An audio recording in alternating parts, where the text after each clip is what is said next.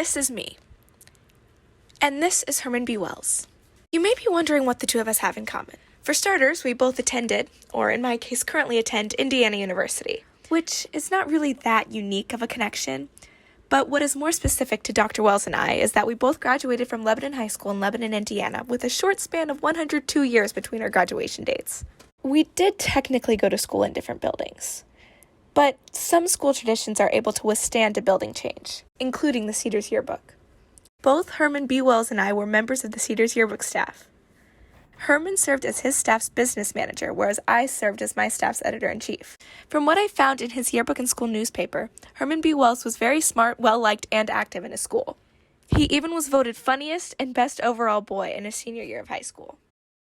I was aware that Herman B. Wells went to Lebanon High School because our community center is named after him, and we have plaques with his name on them all over the school.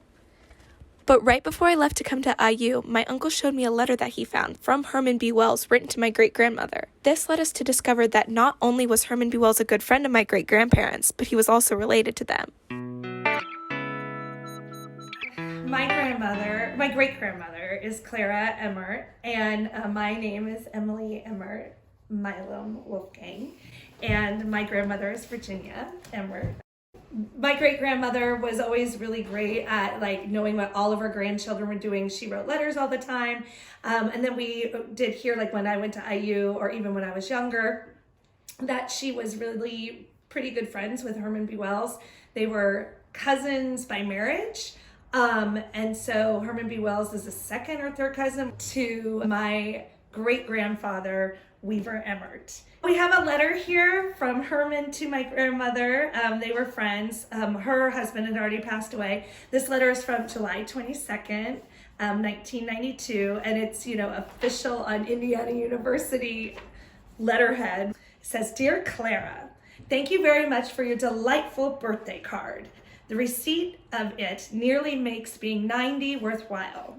Again, thanks for remembering me. Cordially, Herman B. Wells," signed by him, and it's addressed to my grandmother at 1018 Water, Montezuma, Indiana. They were contemporaries. Herman did come and graduate from Lebanon High School, but when they were friends, my grandmother was living in Montezuma, even though all the Emmerts are from Jamestown.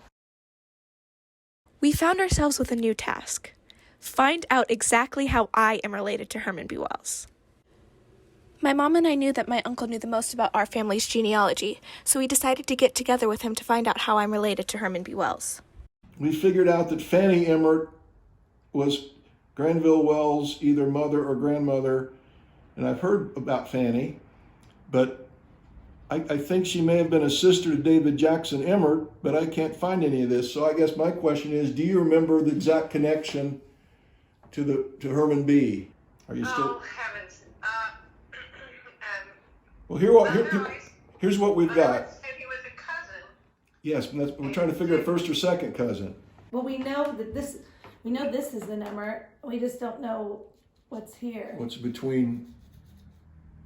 But wouldn't it have to be a female? It'd have to be a female. Fanny could have married Harding. Harding. So their child was named Harding that married Granville Wells. Yeah. We reached a dead end with my family's genealogy records.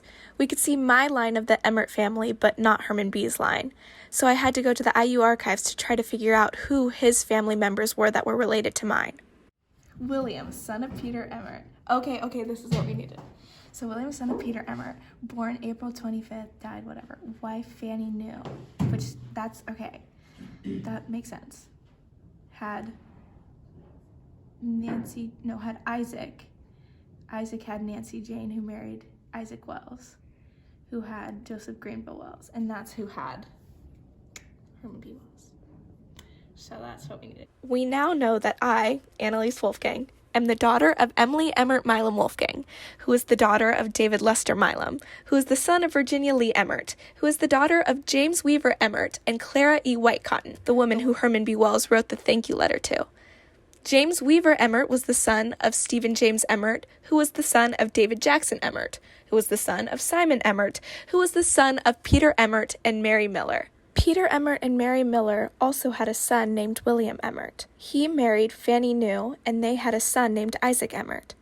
Isaac Emmert had a daughter named Nancy Jane Emmert, who married Isaac Wells. Nancy Jane and Isaac Wells had Joseph Granville Wells, who married Anna Bernice and had their son, Herman B. Wells. You guys have the same great, great, great, great, great, great grandfather. Slay.